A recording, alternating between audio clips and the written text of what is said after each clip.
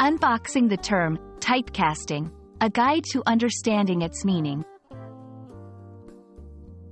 Hello, everyone. Welcome to our English language learning series.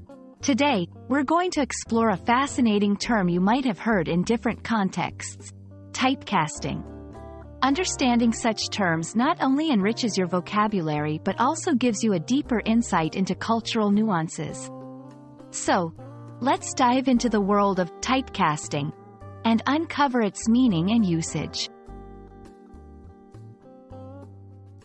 In this section, we explore the origin of typecasting.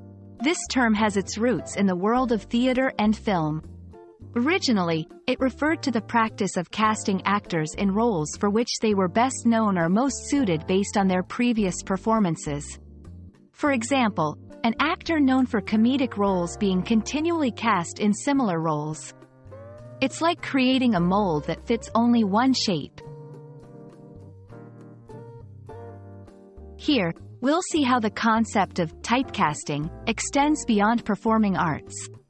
In everyday use, it can refer to the situation where people are stereotyped based on past actions, appearance, or other factors. It implies a limitation or restriction, being seen only in a certain way, much like the actors confined to specific roles. To help you understand better, let's look at examples of how typecasting is used in sentences. After playing the hero in several movies, the actor found himself typecast and couldn't secure different roles. She's often typecast as the quiet, studious type, but there's much more to her personality. In this part, we discuss how to avoid typecasting in personal and professional lives. It's important to showcase versatility and openness to new experiences. This can involve taking on different roles, trying new things, and demonstrating diverse skills and interests.